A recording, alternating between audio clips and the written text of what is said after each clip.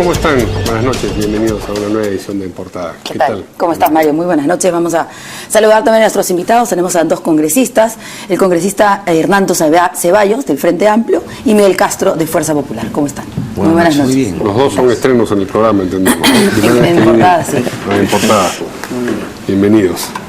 Pues bien, la noticia que nos tiene ocupados desde ayer en primerísimo plano, porque noticias hay a montones, pero la noticia política ha sido el viaje de la señora Nadine Heredia a Europa y finalmente a Suiza para asumir el cargo para el que ha sido nombrado en la FAO. Pero, como se sabe, la Cancillería peruana le ha solicitado a esa institución dejar sin efecto esa designación, que es como directora de la oficina de enlace en Ginebra, de la FAO. Simultáneamente, la defensa de la señora Heredia ha anunciado que le ha solicitado al Poder Judicial poder cumplir desde el extranjero con algunos de los requisitos que tiene que ver esta situación de comparecencia por la que se le cambió la situación en la que estaba antes con impedimento de salida. Fundamentalmente, la necesidad de registrarse cada 30 días. Lo que ha solicitado la defensa es que esto se pueda cumplir en el extranjero. El viernes entendemos que esto lo resuelve el Poder Judicial.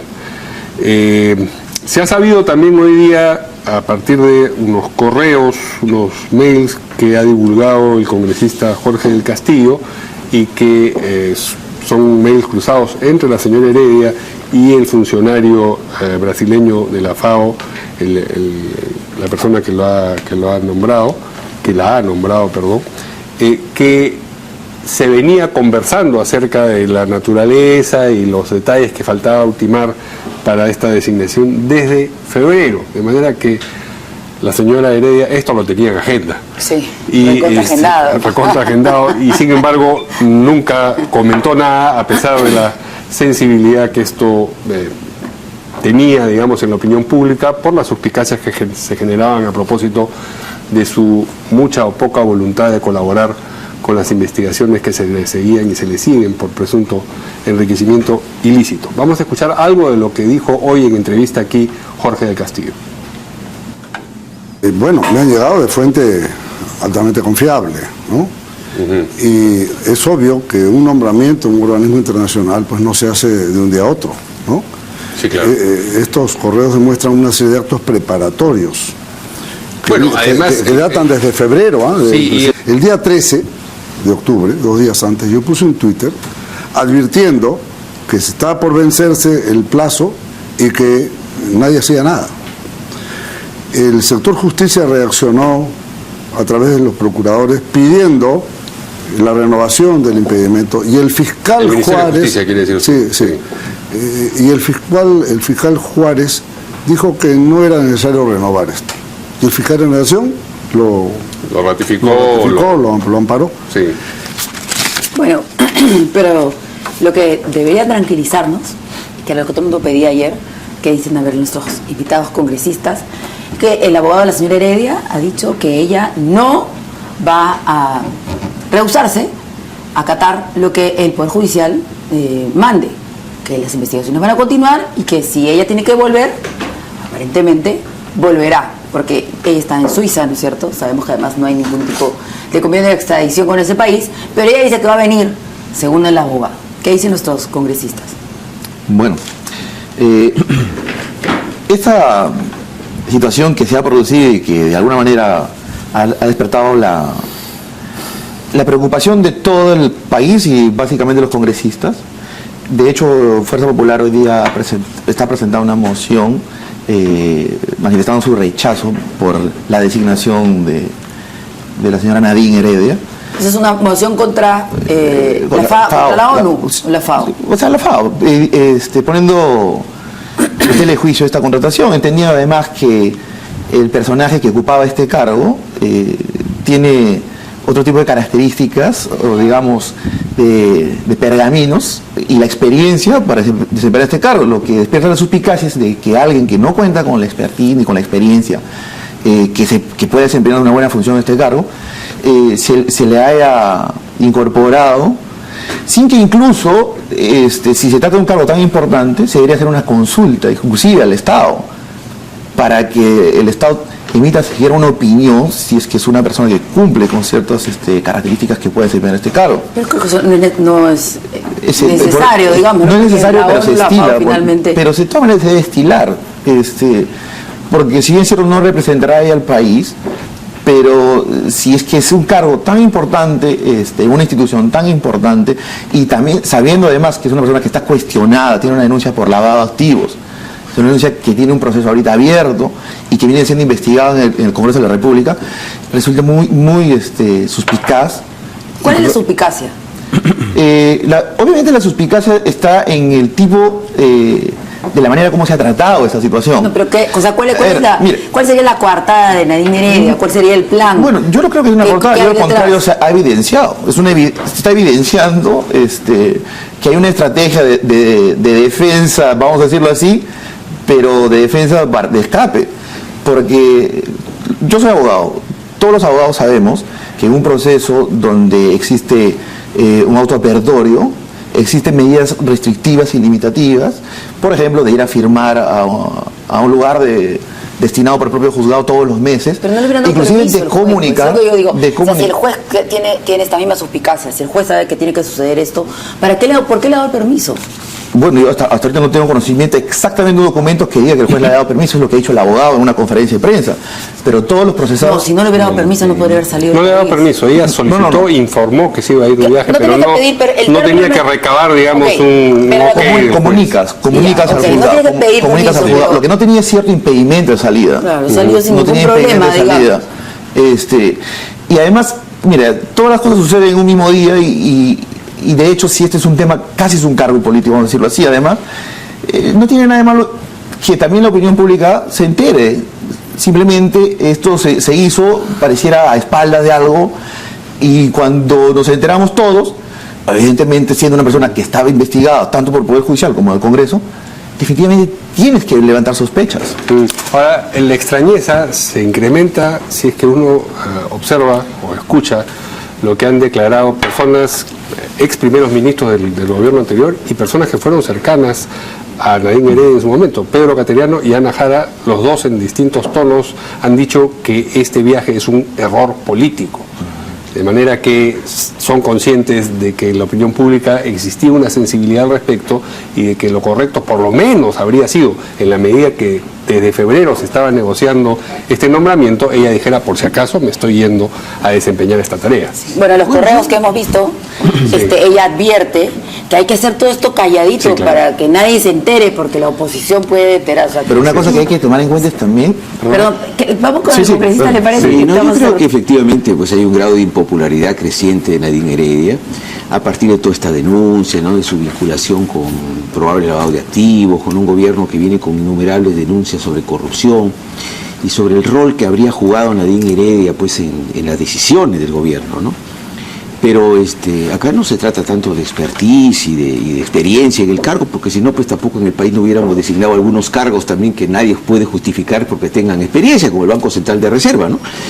Pero sí creo que ha sido una decisión por parte de la FAO absolutamente desacertada, ¿no? Una persona que tiene un proceso abierto, que está siendo juzgada en el país, dar una dirección pues de una institución que depende de las Naciones Unidas es de alguna manera limpiar la imagen, ¿no?, tratar de fortalecer la imagen, y sí puede tener de alguna manera una incidencia en el proceso que se le lleva a Nadine Heredia en el país. Entonces me parece que ha sido un error de parte de la FAO designarle una dirección a una persona que está efectivamente con denuncias muy serias, y lo correcto es que para una dirección de una entidad prestigiada como son las Naciones Unidas a través de la FAO, debería designarse pues a personas que tienen los antecedentes y la actualización de transparencia necesarias, ¿no? Y esto no se ha dado en este caso, ¿no? Lo cual me parece correcto que la Cancillería haya presentado una protesta frente a esto. Pero claro, nosotros decimos la FAO, pero la FAO tiene funcionarios, y en este caso hay un funcionario en particular asociado con esta decisión, que es un ex ministro del gobierno de Lula, del Partido de los Trabajadores, y es el señor José Miguel Graciano, que es el director de la FAO, y al cual que es con quien ha cruzado estos correos, y además se ha reportado en el comercio, aparece una reunión del presidente Humala con él en Roma ocurrida. Lo cual podría indicar pues que este señor quiere darle de alguna manera un espaldarazo político, pues, ¿no? A decirle, bueno, mira, si la FAO te nombra como directora, quiere decir que nosotros entendemos que eres una persona transparente, ¿no? Importante, ¿no? Y bueno, y ahí, a partir de ahí podemos especular de por qué lo hizo, ¿no? Pero definitivamente una persona que está procesada en el país, y por lo que significa un proceso para una ex primera dama, la FAO ha debido abstenerse de esta designación, ¿no? Vamos a escuchar las declaraciones de hace solamente unos momentos del abogado de Nadine Heredia, que explica que tanto el Ministerio Público como el Poder Judicial tenían conocimiento de que la señora Nadine Heredia va a viajar a la FAO. Hay que dejar actuar al Ministerio Público y al Poder Judicial con total independencia. Con total independencia. ¿Qué quiere decir? Que el Congreso de la República va a sentar al fiscal y al juez o hasta al fiscal de la Nación para pedirle explicaciones de por qué actuaron así o así en esta investigación. En todo caso, no hubieran postulado al Congreso de la República, sino pues hubieran seguido sus cursos en la Academia Nacional de la Magistratura y hubieran postulado para ser magistrados. Cada uno en sus funciones. No podemos permitir que distintos poderes del Estado, o específicamente el Poder Ejecutivo y el Poder Legislativo, interfieran en las labores del Poder Judicial. Yo estoy seguro que dichos magistrados van a ser respaldados por las cabezas de sus instituciones, es lo que correspondería. No se puede permitir esta interferencia, de lo contrario, el administrado está sometido a este juego perverso por parte de estos actores políticos. Una cosa es interferencia de un poder en otro y otra cosa es control de un poder por otro. Eso de ahí está en la estructura del Estado de Derecho. Los controles cruzados, los pesos y contrapesos entre los distintos poderes del Estado. Habría que ver a cuál de estas dos figuras se acoge lo que está ocurriendo, si es control o interferencia. Yo quisiera resaltar un punto que va desde el punto de vista ético. O sea, es decir, si Nadine Heredia, quien ha manifestado permanentemente que no tiene nada que esconder, que representó en su momento al partido como presidenta, y si quieres esclarecer este tipo de hechos, evidentemente no aceptarías este tipo de cargos sabiendo que te toca aclarar temas importantes en el país. Entonces yo creo que ese es otro punto de vista que tendríamos que evaluar. Si escuchas al abogado, primero el abogado desmerece la labor de los congresistas, que tenemos una labor, como usted bien manifiesta, de generar contrapesos entre los poderes y de tomar la atención, porque Nadine también, la señora Nadine Heredia, también está siguiendo un proceso de investigación en el Congreso de la República. Entonces, sí es importante valorar también la posición ética de los actores, en este caso de la señora Nadine Heredia. Ahora, él le está dando, me parece, o sea, todos le estamos dando un sustento político al tema, y Rodríguez se encargó de repetirlo varias veces, que políticamente esto es un tema político, que políticamente a los congresistas, a los opositores, a Nadine Heredia no les gusta pues que ella sea nombrada con este cargo de la FAO, y también ha dicho que la Cancillería actuó de manera dictatorial. Entonces, cuando en algún momento necesiten los argumentos de decir que es una perseguida política, creo que van a haber sobre argumentos, ¿o no? A mí me parece que no tiene nada que ver, ¿no? Yo creo que el pretender un país donde hayan efectivamente valores éticos, donde una persona que tiene abierto distintos procesos pues no sea premiada con una dirección por un organismo internacional, o que en el mismo país premiemos también a personas que tienen procesos con cargos, es parte de la idoneidad que necesitamos como sociedad, ¿no? Ahora, que quien quiere utilizarlo políticamente, esto es otra cosa, pero lo correcto es que necesitamos nosotros que organismos como la FAO tengan funcionarios intachables, ¿no? Y lamentablemente una persona que está en proceso no es conveniente que ocupe estos cargos, ¿no? Una buena medida de cómo ha cambiado la perspectiva de la propia Nadine Heredia respecto de si debía o no debía dejar el país es recordar lo que ella escribió en su cuenta de Facebook el 11 de junio pasado, cuando se le dictó originalmente la orden de impedimento de salida, que ya está vencida, ¿no? Aquí tenemos lo que escribió ella. Permaneceré en el Perú y enfrentaré las investigaciones que se presenten. Siempre he estado y estaré en el Perú para responder estas investigaciones. Continuaré aquí para dar la cara como corresponde, y eso servirá para aclarar las dudas que tiene la Fiscalía respecto a este tema. Quienes huyen son los cobardes. Permaneceré en el Perú al lado de mi esposo, mis hijas y mi familia para enfrentar y demostrar mi inocencia de los cargos que se me formulan. Es decir, el 11 de junio. El 11 de junio. justo el día de su santo, creo. Y desde febrero ya estaba en las conversaciones. O sea, cuando escribió esto, ya sabía que por lo menos estaba en el intento. Que había todas las posibilidades. Permaneceré, enfrentaré todo desde aquí, y ahora su defensa pide precisamente que los trámites los pueda cumplir desde el extranjero. Desde allá. No parece completamente consistente. Eso parece la historia de este país, ¿no? Parece la historia de este país. Donde mucha gente la historia política. La historia política, pero no es lo correcto, pues, de ninguna manera. Bueno, a ver, tenemos más declaraciones del abogado. A ver si nos pueden pasar el dato, por favor, para poder escucharlo. Y cómo no, más adelante, si es que se pudiera, también el representante de la FAO, el señor Pressing, que queda un poco desencajado, ¿no? No sabía cómo responder a lo que... Angélica Valdés. A nuestra compañera Angélica Valdés. La entrevistó hace un momento, sí. ¿Tenemos más declaraciones? ¿No? Y les digo clarísimamente que no ha existido ninguna infracción a ninguna norma ni a ninguna regla de conducta. En cuanto al tema de inmunidades que se le otorga, que es la primera parte de su pregunta, respecto del cargo que ella ha asumido, son de público conocimiento en el ámbito de las Naciones Unidas ciertos privilegios o inmunidades que tienen algunos funcionarios. Pero eso de ahí no afecta en absoluto, y lo ha dicho el propio canciller, en absoluto afecta el proceso que se viene siguiendo en el Perú. Es decir, no se piense que existe... Su inmunidad no alcanza. ¿Cuál es la observación que...? Porque es que hoy de la portada del Comercio decía esto de la inmunidad y detallaba que efectivamente el proceso va a continuar, que es lo que ha dicho el canciller, sí, claro, y que está repitiendo el abogado. Eso no pero está en duda la nunca. Pregunta, que entiendo que debe haber sido lo que dijo el periodista, pero pues 50 cosas más durante la conferencia, la pregunta era, ¿qué pasa si de pronto cambia la situación legal de Nadine Heredia y se necesita tener no sé, pues, prisión preventiva, por ejemplo? ¿Qué pasa? O sea, pueden, según el abogado va a venir ella sola y normal acá estoy, el jueces, ¿qué es lo que quiere? O se tiene que solicitar algún tipo de permiso a la FAO porque vamos a traernos a uno de sus funcionarios detenido. ¿Qué hay que hacer? Eso es lo que no ha respondido. El canciller hoy día estuvo en la Comisión de Relaciones Exteriores, que fue una sesión extraordinaria, y una de las preguntas que se le hizo al canciller justamente fue hasta dónde llega la inmunidad que le otorgaba el hecho de ser funcionario de la FAO. El canciller manifestó que es una inmunidad funcional, es decir, para el ejercicio de sus propias funciones, pero que no alcanza una inmunidad por actos delictivos que vienen siendo juzgados dentro del país.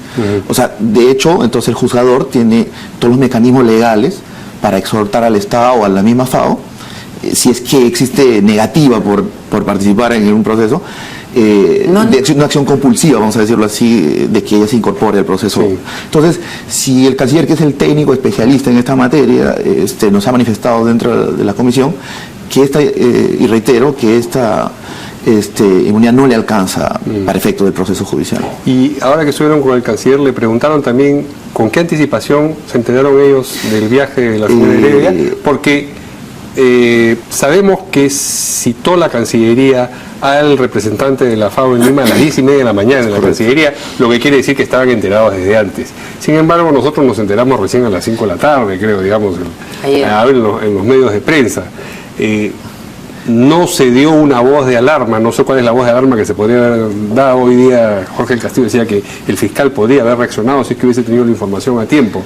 Pero, en fin, lo que quería saber yo es si le preguntaron eso. Sí se le preguntó, él manifestó que había habido una comunicación interna, digamos casi secreta, entre el embajador, el representante de Perú en la FAO, el día lunes por la tarde aproximadamente. De hecho hay que un tema... ¿Cuál es la necesidad del secreto de eso? No es, seguridad del Estado no está involucrada en esto, ¿no? Bueno, no es un tema que he aclarado sobre el tema como usted bien manifiesta, que no hay necesidad de esconder este tema, pero al parecer ellos necesitaban hacer consulta con los propios funcionarios de la FAO y corroborar, confirmar. Por eso es que el funcionario de la FAO acá en el Perú se acerca a las 10:30 de la mañana a la embajada. Lo convocan. Y inmediatamente ellos también, la Cancillería, eleva su voz de protesta respecto a este nombramiento. De hecho, el canciller ha sido muy explícito respecto a esta asignación. El gobierno, el Ejecutivo también ha manifestado su rechazo con este tipo de asignación. Entonces, creo que sí hemos quedado satisfechos por lo pronto con la información que nos da el canciller. No correspondía darnos más información. Voy a leer nuevamente. Ahora, el Comercio ha desarrollado durante la tarde aún más esto de la inmunidad funcional. Dice: fuentes de Cancillería precisaron a este diario que Nadine Heredia gozará efectivamente de inmunidad funcional, figura que no le exonera, ya nos lo han dicho el canciller y nos lo ha dicho el abogado, de acudir a citaciones de las autoridades judiciales peruanas cuando se lo requiera. Heredia es investigada actualmente con su esposo, etc. Agregaron las fuentes que en caso exista un pedido de detención contra un funcionario de Naciones Unidas, la inmunidad funcional solo puede ser levantada por este organismo. Fuentes de la FAO señalaron que de manera extraoficial que la inmunidad funcional solo alcanza a sus funcionarios y no a los cónyuges. O sea, el señor Ollanta, un mal. Él se ha Para quedado él, acá. o sea, Sí. Entonces, o sea, yo no creo que sea algo tan sencillo como que nos vamos a traer a un funcionario de la FAO. Pero sería un escándalo. Detener. Sería un escándalo que la ONU o la FAO niegue el requerimiento de algún juez. Yo creo Peruano. Juez peruano, obviamente. O sea, no creo que una institución tan seria proteja con algún O sea, a través manto del de Interpol, impunidad No, pero una vez ella ya en Suiza, Ejercicio. en Europa, podría, digo yo, es una posibilidad, decir que hay una persecución política y conseguir asilo. Y ahí Le ya- permite, claro, Yo creo que esa es la figura sea, que se está temiendo, no que vaya a ocurrir necesariamente, ¿no? Y ahí sí ya el se queda error ahí la es- extradición. Claro, el error es cómo, si bien ella puede salir del país porque ya hasta julio se terminó ese impedimento, el error es cómo la FAO le concede un trabajo de tipo permanente a una persona que está procesada y que puede llegar a tener en algún momento una detención. Entonces, porque sí efectivamente le permitiría tener la posibilidad de solicitar cualquier asilo por persecución política, por lo que sea, ¿no? Estamos poniendo en una hipótesis, ¿no? Por eso es que yo señalaba del principio que no es para nada conveniente, frente a esta perspectiva, que se le haya otorgado este tipo realmente de reconocimiento, porque no a cualquier persona le dan una dirección en la FAO, y además todo indica de que esto no ha sido pues de un momento a otro, ¿no? Esto ha sido debidamente consultado seguramente, ¿no? En la propia entrevista Nadine Heredia. a la que aludíamos hace un momento, que le hizo Angélica Valdés al representante de la FAO en Lima, yo por lo menos tengo la impresión de que se lo notaba incómodo. Llegó a decir el señor Preissing que finalmente la decisión no había sido suya, sí, un funcionario y además remarcó: piensen ustedes todas las cosas que ha hecho la FAO con el Perú, como sugiriendo, no diciendo no nos juzguen solamente por esto, más o menos era el sabor que quedaba de estas declaraciones. O sea que debe ser una situación tremendamente incómoda, Seguramente. para una institución que no está acostumbrada a estar expuesta políticamente en situaciones de esta naturaleza, ¿no? tiene más un condimento diplomático, o sea, y tener una conducta diplomática. Eso es lo que también causa extrañeza. Es una institución que respeta la estructura del país, respeta el funcionamiento del Estado. ¿Cómo es que una persona que siendo investigada por dos instituciones se le premia, como dice el colega? Y a pesar de que existe, como bien es cierto, no necesitas grandes pergaminos, pero es de alguna manera muy distante entre términos de experiencia, de conocimiento y capacidad con la persona que sale en el cargo para que se incorpore una nueva persona. Entonces, eso es también otra de las cosas extrañas, ¿no? No, se me vino a la mente casi como la de Rafael Rey con el BCR, pero es otra cosa. No tiene absolutamente nada que ver. No, tiene que ver en el sentido de que nosotros tenemos que tener una Yo consecuencia. espero una ¿no? marcha también en contra de esto, Una por la marcha- salida de Nadine. Como se marcha contra el BCR, también marchemos por nombramiento de Nadine. Esas son dos cosas diferentes, pero si ustedes la convocan, me parece bien, ¿no? Me parece que ha sido que los marchemos, ha dicho el Perú. ¿Acudiría usted a la marcha, no? ¿Una marcha contra qué? ¿Contra Nadine? De por protesta por lo que has hecho Sí, la FAO. me parece que no es correcto lo que ha hecho la FAO. Me parece que ha sido una actitud que realmente indispone como país frente a este organismo internacional, porque cualquier persona que está procesada, y una persona tan notoria como es la ex primera dama, no debería pues haber sido designada en este cargo, ¿no? De ¿Hizo ninguna mal manera. el fiscal en no solicitar la extensión del impedimento de salida en su momento? Claro, visto ahora, dice, claro, habría sido deseable, pero con los elementos a la vista Yo creo en que su son momento. dos cosas diferentes, ¿no? O sea, nosotros no podemos... El hecho de que la FAO haya decidido otorgarle una dirección a Nadine Heredia no tiene que ver con que acá nosotros digamos, bueno, está procesada, consideramos de que no es necesario impedirle la salida del país porque no hay una inminente, aparentemente, voluntad de fuga, ¿no? No creo que una cosa tenga directa relación con la otra, ¿no? Pero definitivamente yo creo que de parte de la FAO está mal esto, ¿no? Definitivamente. Y me parece muy bien la actitud de la Cancillería, más allá de que no conozco los tiempos en los cuales la Cancillería se enteró, pero me parece bien que la Cancillería ha manifestado una protesta enérgica frente a esto, ¿no? A los funcionarios de la FAO. La polvareda política que ha levantado todo este caso hace inverosímil la posibilidad de que el Poder Judicial le conceda este pedido a la señora Heredia de cumplir con los requisitos de su nueva situación en el Estado. Además, no sé si hay una experiencia similar, que alguien haya ido a cumplir las medidas fuera del país. No sabemos si hay un antecedente, la verdad no he visto, pero sí es un punto que tengo que resaltar, que si bien es cierto, el fiscal en su momento solicitó el impedimento de salida del país y que no reiteró que esto se mantenga, la pregunta es ¿cuál sería el criterio que empleó el fiscal en primera instancia para solicitar el impedimento de país? ¿Cuál ¿Y en fue qué el riesgo situación que varió vio? para no reiterar, ¿no? Tenía todavía informes que presentar, entiendo, la señora Heredia, y entonces eso es lo que ha dicho el fiscal, y entonces mientras que esos informes no hubiesen sido presentados o esa información no hubiese sido presentada, él consideró que no debía Lo que no quiere decir que no se puede modificar esta situación en la medida en que avance el proceso. Por eso él dice que luego esto, debemos saber qué pasa el viernes, que es Claro, cuando se va a decidir. el Poder Judicial y la Primero. Fiscalía son dos cosas distintas. Pero Primero, claro, ¿no? sí, claro. Pero el Poder Judicial es el que va a decidir este viernes. Es el que tiene que decidir Para ver si concede, estas medidas sí. restrictivas Así las hace es. ya.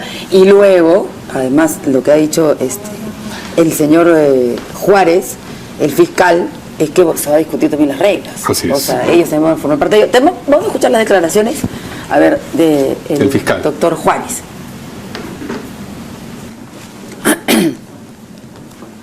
¿Sí? El día de ayer está dentro de lo que de las restricciones, en el sentido de que ya ha comunicado la salida hacia el extranjero, pero cabe indicar de que todavía no ha habido un pronunciamiento por parte del juez respecto a esa salida. O sea, tenía que esperar ella la decisión del juez.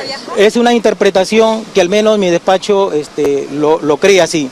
No obstante, la defensa cree de que ella debía solamente informar al juez de que estaba saliendo. ¿Qué podría pasar Pero queda la otra regla de conducta, que ella necesariamente va a tener que venir a firmar cada 30 días ante el juzgado. ¿Qué pasa si se establece, doctor? He sugerido al juez, y ya lo ha tomado, para efectos de que este pedido se ve en audiencia. Y esta audiencia va a ser el día viernes. El día viernes a las 11:30 se va a discutir respecto a este pedido que ha hecho, para efectos de que esas reglas de conducta, según ella, realizarlas en el extranjero. Entonces la posición del Ministerio Público es que sea acá en Perú. Doctor, ¿por qué en su momento no se renovó el pedido de impedimento de salida del país de Nadine Heredia? Todavía está por discutirse si se revoca la comparecencia. Para que se revoque la comparecencia, necesariamente tienen que vulnerarse las reglas de conducta. Y eso está todavía por analizarse, como ya les he explicado. Doctor, ¿por qué en su momento? Bueno, tremendo lío del que han metido Nadine Heredia. Pero el abogado ha dicho que tiene todo el derecho a trabajar y que no se puede vulnerar ese derecho que tiene la señora Nadine Heredia como cualquier otro ciudadano. Bueno, antes creo que no ha trabajado, siempre se ha dedicado a la política. Bueno, solamente los informes de los productos capilares y eso que están siendo investigados por el Ministerio Público, Bueno, ¿no es esas cierto? consultorías están bien pagadas, ¿no? Esas consultorías raras, ¿no? Sí, Que están siendo investigadas la verdad precisamente que por sí. este señor, Por y que cierto. además a quienes les realizó la consultoría han dicho que fue un favor, pues no, teníamos que hacer un favor, un papelito. Pero de ahí no sabemos, o sea, no se ha dedicado a otra cosa más que hacer política Así que, claro que genera, como no, extrañeza. Vamos a una pausa y regresamos con otra noticia muy importante. La presentación ante la opinión pública que ha hecho hoy el presidente Kuczynski para defender a su ministro Jaime Saavedra, que es objeto de algunas críticas, ataques y también de una aparente moción de interpelación que debe ser presentada en las próximas horas, si no lo ha sido ya en el Congreso. Ya la presentaron. Multipartidaria. Sí. Ok. ¿Se confirmó? Bien, con eso volvemos.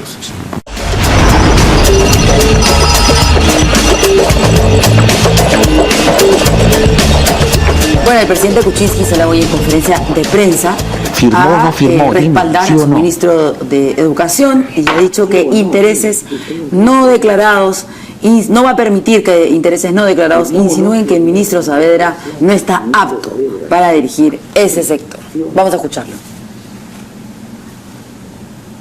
Pero lo que no se puede aceptar es que intereses no declarados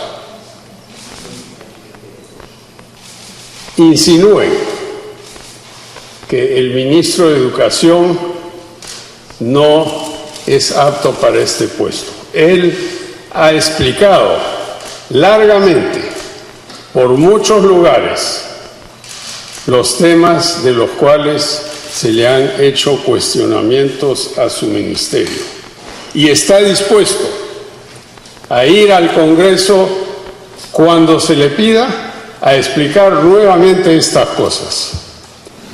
Pero va a ser interpelado, ¿no es cierto? Ustedes, Fuerza Popular, ya ha presentado esta moción.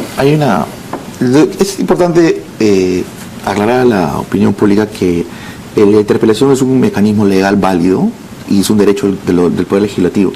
Y la interpelación ha sido una interpelación multipartidaria y ha sido presentada. La moción. Sí. La interpelación. De hecho, el día de mañana es imposible, empezamos el debate del presupuesto, que va a durar por lo menos 3 días. Entonces me imagino que esta moción va a ser todavía vista el próximo jueves, que es el pleno. Pero Y que la van a aprobar, porque si ustedes lo han presentado y tienen la mayoría, ¿cuántos votos necesitan? no, además, como lo explico, es multipartidaria. Entonces, ¿Cuántos?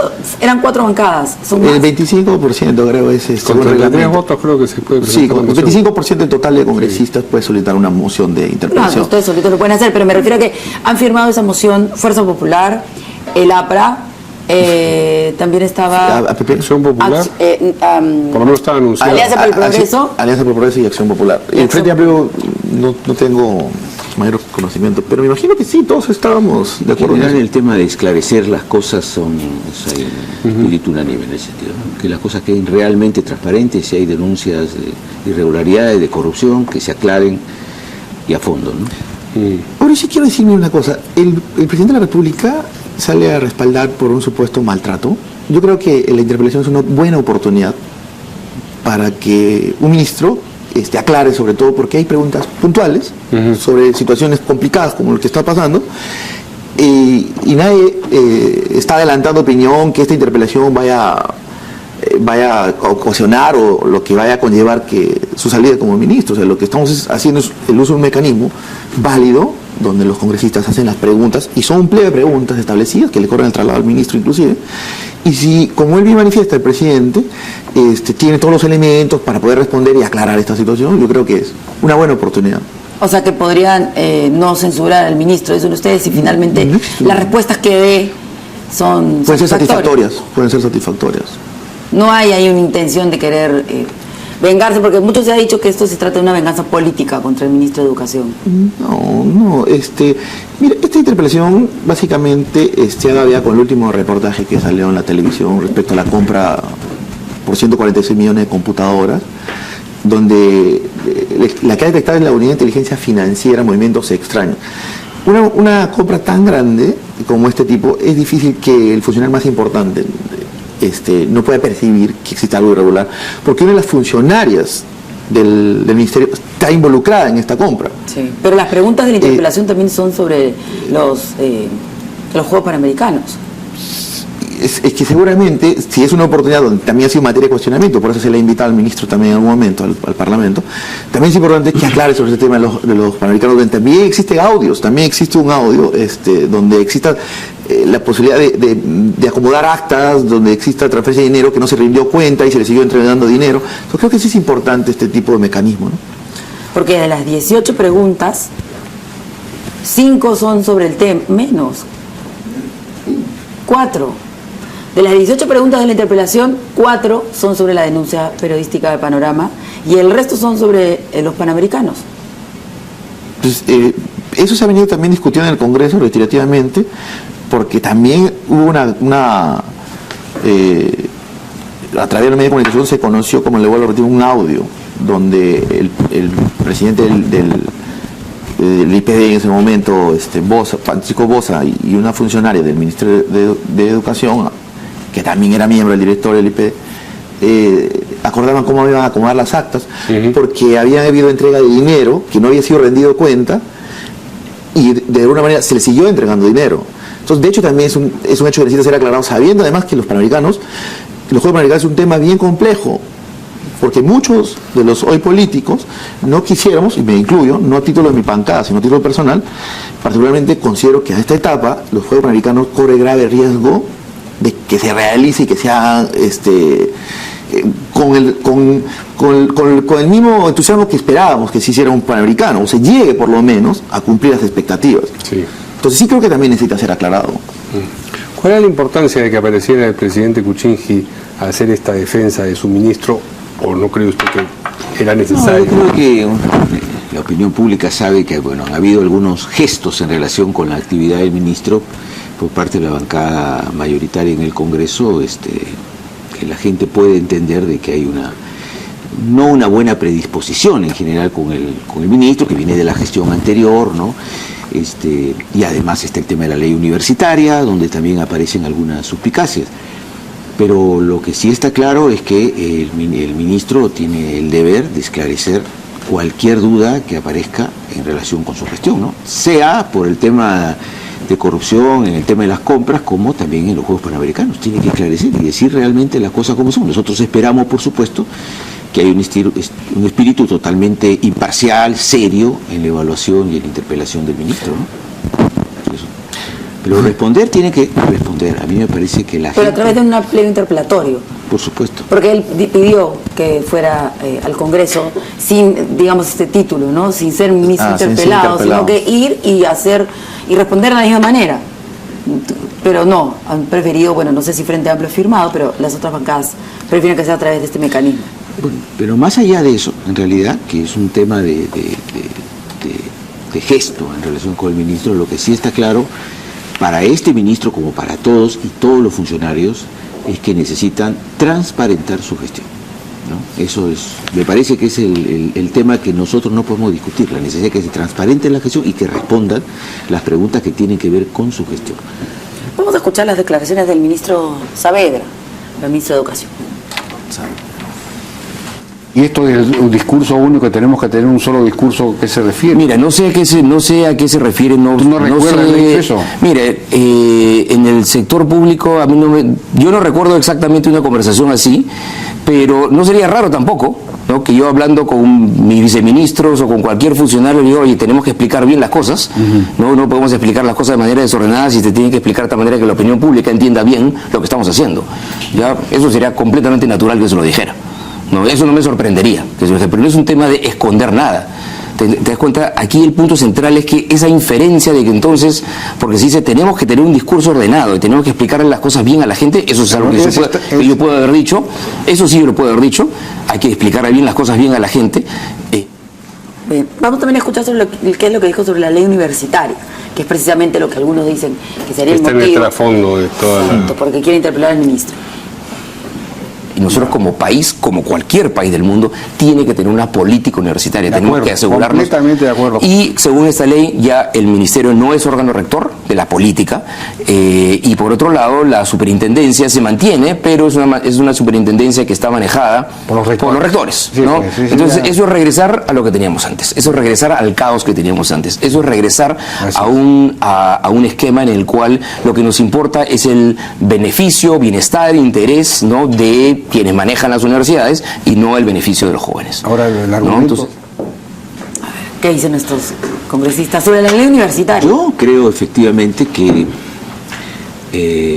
sí hay una suspicacia de que detrás de la probable interpelación y censura al ministro puede haber la intencionalidad de también ¿Usted golpear. participa de esa suspicacia? Yo participo de esa suspicacia, ¿no? Pero lo que no puedo es decir, no hay que preguntar al ministro, no tiene que transparentar la cuestión al ministro. Por eso yo señalaba que es importante que no haya una segunda intención, que haya seriedad en este tema de transparentar la gestión del Ministerio de Educación. Y en el caso de la ley universitaria, que por supuesto hay proyectos que están en marcha, que quieren de alguna manera casi terminar con la ley universitaria, yo no estoy de acuerdo, ¿no? Yo creo que hay que hacer avanzar esta ley, hay que modificarla, necesitamos mejorarla, pero me parece que en lo que tiene que ver con la necesidad de ir mejorando lo que son los niveles académicos, evitar que cúpulas se adueñen de las universidades, creo que no hay que retroceder, ¿no? Bueno, yo sí tengo que decir que una cosa no tiene nada que ver con la otra. O sea, el tema de la ley universitaria no es el condimento que debe incorporarse a este tema de interpelación. Por una sencilla razón, este proyecto de ley, que es un proyecto, es una iniciativa legislativa, ni siquiera tiene un dictamen en la comisión, no se ha terminado de debatir en la comisión y todavía... ¿Se refiere a la propuesta aprista? Sí, correcto. Entonces, de hecho, tampoco es que el ministro sea el que esté impidiendo que esta ley no siga prosperando y por esa razón lo tienes que interpelar. O sea, yo creo que si le daríamos ese razonamiento es como lo tendríamos que interpretar, ¿cierto? Entonces, yo sí sacaría este tema a un costado porque la interpelación va dirigida únicamente a cuestionamientos serios y que todo el Perú ha podido advertir a través de los medios de comunicación.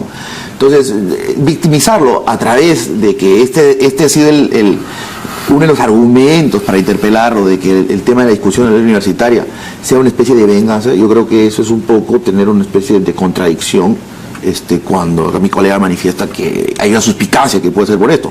Entonces, es muy importante aclarar que esto no tiene absolutamente nada que ver con el tema de la interpelación. No es o sea, en política nada es casual, ¿no? Pero yo espero que efectivamente la intención que está señalando aquel colega sea esa, ¿no? Vamos a transparentar lo que está pasando en educación y no mandarle un mensaje al gobierno a decir, mira, nosotros acá podemos sacarte al ministro si no nos gusta. ¿Cuándo se desarrollaría la interpelación? Que creo que tiene que... Jueves. El quinto día Jueves después la de que se moción. informa.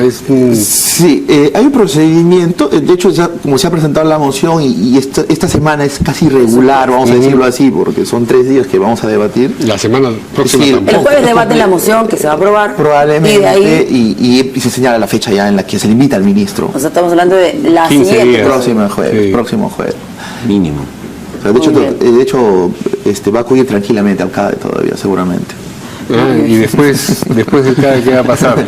No, es que lo que pasa es que, mira, yo sí tengo que precisar, yo sí por lo menos, esta es mi visión, yo no soy un político añejo que tiene mañas políticas aún. Aún, dice. Porque tú te vas incorporando a la política y vas aprendiendo, te encuentras con una realidad que no la has visto cuando estabas afuera. Entonces, lo que te quiero decir es que no existe, por lo menos de varios congresistas con los que nos vinculamos todos los días en las comisiones, no existe animadversión, no existe ningún tipo o alguna situación en contra del ministro que no sea el hecho de esclarecer los casos puntuales que he señalado. Pero su broma sobre el CADE ha sido como premonitoria, o sea, lo van a censurar. No, se lo digo por una sencilla razón, porque hoy día alguien comentaba que era de otra bancada, decía, el ministro va a ir tranquilamente al CADE seguramente por los tiempos. Pero, bien. Que esté tranquilo, ministro.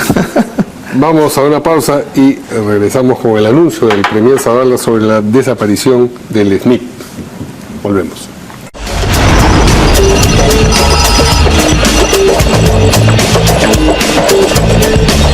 bien, el premier Fernando Zavala ha anunciado la desaparición del Sistema Nacional de Inversión Pública y que este va a ser reemplazado por Invierte, que es una nueva plataforma de inversión que busca flexibilizar las inversiones regionales en los gobiernos regionales, locales y nacional. Él ha dicho que con esto se va a permitir tener una inversión el próximo año pública de aproximadamente unos 18.000 millones de soles. Vamos a escucharlo y vamos a comentar esto con nuestros invitados. El SNIP. Mañana en el Consejo de Ministros el Ministerio de Economía ha planteado justamente presentar el nuevo sistema de inversión pública. Con eso terminaríamos y le vamos a dar la muerte al SNIP. Vamos a entrar a un sistema que se llama Invierte en el Perú. Ese sistema de inversión pública lo que busca es flexibilizar, sin dejar de ser transparente, flexibilizar las inversiones que van de cara a los gobiernos regionales, locales y también del gobierno nacional. Antes nosotros... Bien, a ver, congresistas. ¿Qué piensan de la muerte del SNIP? Brevemente, mira, yo creo que el tema de eliminar el SNIP y crear esta nueva instancia de control, me parece que es una solución a medias. Es una solución a medias, porque todos coincidimos que necesitamos agilizar los trámites administrativos, perfectibilidad, factibilidad, pero hay dos elementos que tienen mucha importancia. La primera cosa es que si bien los índices de ejecución de gasto, por ejemplo en las regiones, que es donde más se siente el tema del SNIP, tiene que ver también con mejorar la capacidad técnica de elaboración de proyectos. Y ahí si no hay una decisión por técnicamente mejorar esta elaboración de proyectos, la cosa no va a mejorar sustancialmente. ¿Cómo sin SNIP? ¿Cómo sin SNIP? Y la otra cosa es que necesitamos mejorar, si vamos a abreviar el trámite, vamos a necesitar mejorar el control también, porque este es el otro tema, ¿no? Entonces esto decir yo termino con el SNIP, creo otra instancia, termino con los... No, hay que mejorar los niveles técnicos en las regiones, y ahí el gobierno no está todavía actuando de manera enérgica. Además, por otra parte, hay muchos proyectos que tienen código de SNIP que tampoco se ejecutan, ¿no? Casi un 30%. Entonces, esta es una salida a medias, pero que no resuelve realmente la posibilidad de incrementar decididamente la capacidad de ejecución y los controles que también lo necesitamos para evitar con la corrupción también, que es altísima en nuestro país, ¿no? Mira, yo sí coincido en parte de lo que dice el congresista, pero sí escuché al ministro hablar que no va a haber no solamente perfil, sino habla de eliminar proyectos y anteproyectos. Se habla de un formulario, o sea, es decir, es flexibilizar más aún la posibilidad de la ejecución. Pero sí es importante este tipo de medidas, si es bien cierto agiliza, porque un principal problema que tiene la realización, el inicio de una obra, es perfil, expediente técnico, elaboración que te toma casi un año. Pero tiene una contraparte, es verdad. Y la otra contraparte es cómo establece los mecanismos de control. Porque no solamente es gastar el dinero y comprar y adquirir y hacer obra, sino es cómo se gasta esta plata. Hoy día, en la Comisión de Vivienda hay un grupo de trabajo especializado solamente para ver obras inconclusas. Y obras inconclusas, que a pesar de que el SNIP es complejo y ahora con la flexibilización se va a hacer más obras, pero vas a tener más obras inconclusas si no estableces un mecanismo de control. Como también el tema del arbitraje. Existen muchas obras en proceso arbitral que no están ejecutadas y están paralizadas hasta que se solucione el problema arbitral. Entonces, si no haces una solución integral, yo creo que vamos a tener más de lo mismo o vamos a empeorar la situación. Bien, hoy día viene el premier Fernando Zavala a la hora N a hablar de Sería bueno la contraparte, ¿no? Así es. Hemos coincidido. Sí. Algunas veces. Bueno, pero mientras tanto tenemos un tema último que cubrir. Sí. Bueno, no vamos a la pausa, ¿no? No. Muy bien. Bueno, los trabajadores, ustedes saben, del Poder Judicial han entrado a la huelga, que seguramente van a empalmar como cada año con sus vacaciones, ¿no es cierto? Así que si tienen ahí un tema del Poder Judicial, relájese y pase todavía todo el verano, porque eso no va a prosperar. Bueno, se supo que la gerencia de esta entidad adquirió en octubre de este año vehículos por un valor de 11 millones de soles que serían entregados a los magistrados de la Corte Suprema. Entonces, y al otro lado tenemos a estos trabajadores pidiendo aumento de sueldo. El juez Villestein, Supremo, rechazó el vehículo asignado a él y dijo que los recursos deben ser orientados más bien a atender las demandas de los trabajadores y mejorar en esa institución. Congresistas. Bueno, yo repetí al inicio de esta entrevista que yo soy abogado y este es un tema que he venido sufriendo hace años en el tema de las huelgas. Llega diciembre y siempre hay este tipo de huelga. Lo que sí hay que rechazar este tipo de adquisiciones. Estás hablando de 11 millones para comprar vehículos y que se asignen a los magistrados. Entonces, esto te lleva a pensar lo siguiente, y que lo venimos también comentando todos los congresistas prácticamente. Necesitamos una reforma integral del Poder Judicial inmediata, tanto administrativamente, políticamente, inclusive, y este es mi punto de vista, yo estoy de acuerdo a que se modifique la ley orgánica, inclusive en la elección del presidente de la Corte Suprema, por ejemplo, o el presidente de la Corte Superior. Hoy día, el presidente de la Corte Suprema es elegido entre los mismos miembros de la Corte Suprema. ¿Por qué no ir y bajarte un poquito más allá y que todos los miembros titulares de la Corte Suprema y las Cortes Superiores elijan al presidente de la Corte Suprema? Yo creo que es más democrático y menos ajustado como existe hoy día, porque pareciera, y eso es lo que han levantado la suspicacia, las noticias, que estas compras han sido para obtener un voto favorable y llegar a la presidencia. Pero yo creo que esto sí te lleva a pensar. En vez de tuppers, como denuncian en la campaña, están rodando carros, está muy bien judicial. En vez de lapiceros, gorritos. Yo creo que, bueno, efectivamente necesitamos una reforma del Poder Judicial y además, pero este tema de los 11 millones en autos es un símbolo de cómo nosotros empezamos a valorar en qué se gasta y en qué no se gasta, porque lo cierto es que más allá de una reforma hay una realidad de los trabajadores del Poder Judicial que es alarmante, ¿no?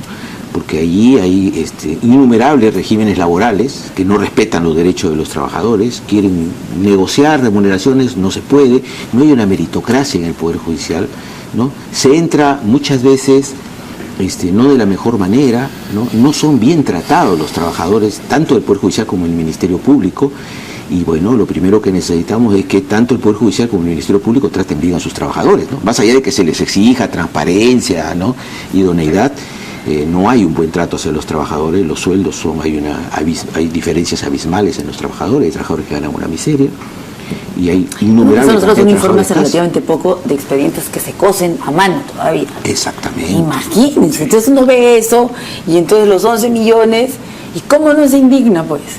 Por supuesto. ¿Qué hacemos? Entonces acá algo está al revés, ¿no es cierto? No está funcionando. Pero ¿cuándo vamos a reformar esto? Nos quejamos de esto creo que cada año, y siempre cada fin de año, ¿no?, cuando entran a huelga. De hecho sí, de hecho este Congreso va a trabajar sobre el tema de la reforma de la ley orgánica del Poder Judicial, y creo que también es hora de pensar en la carrera judicial. Sí es cierto, o sea, la meritocracia es importante dentro de la institución, porque eso genera también un tema aspiracional de crecer profesionalmente dentro de la propia institución.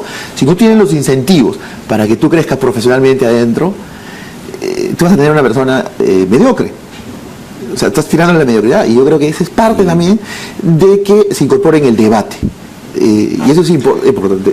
Sí, yo diría, mira, más que el debate, hay que tomar medidas sobre eso, porque ya son temas que hemos debatido y sabemos que se tienen que terminar. Tiene que haber una carrera, tienen que ser respetados los derechos de los trabajadores, y se tienen que tomar medidas ya, porque ya de diagnóstico sabemos un montón, ¿no? Lo que no tomamos son decisiones para entender que no solamente maltratando a la gente logramos mejores estándares, ¿no? Muy bien. Muchas gracias a nuestros ustedes, invitados de esta noche. Ustedes. Nos vemos mañana aquí en Portada. Buenas noches.